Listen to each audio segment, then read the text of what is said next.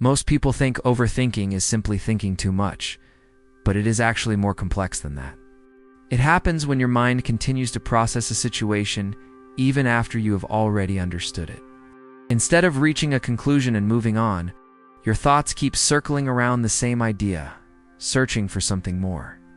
Over time, this creates a pattern where your mind finds it difficult to fully switch off. One of the most common ways overthinking appears is through replaying moments long after they have already passed. A simple interaction does not stay in the moment, but instead follows you afterwards and keeps returning to your thoughts. You begin to go back over what you said, how it might have sounded, and how the other person reacted. For example, you might send a message and not receive a reply straight away, which seems small at first. Instead of leaving it there, your mind starts filling in possibilities about what it could mean. What started as a small situation gradually becomes something much bigger in your head. Another part of overthinking is the need to predict outcomes before anything has actually happened. You do not just consider one possible result, but instead think through multiple different scenarios at once. Before making a decision, even a simple one, your mind begins to analyze how each option could play out. You start imagining how people might respond and what the consequences could be.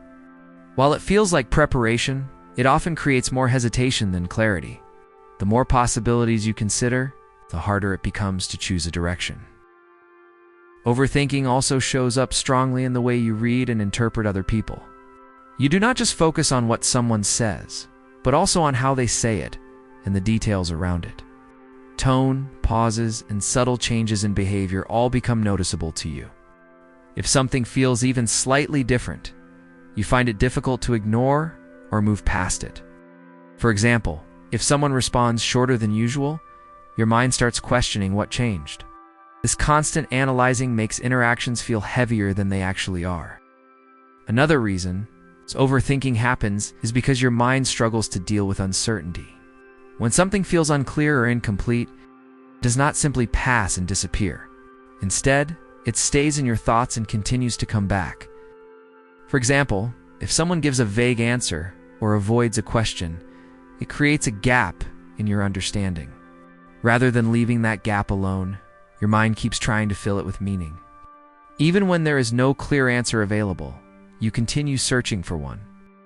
Over time, this pattern develops into a constant background process in your mind. Even when nothing is actively happening, your thoughts remain active in some form. You might be resting, but part of you is still replaying, analyzing, or anticipating something.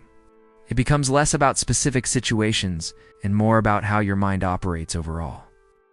The thinking does not always feel intense, but it rarely fully stops either. This is why overthinking often feels like something that is always running in the background. When you look at all of this together, overthinking is not simply about thinking too much. It is your mind trying to stay in control of situations that are often uncertain or incomplete. The problem is that instead of creating clarity, it usually creates more noise. The more you try to solve everything in your head, the harder it becomes to switch it off.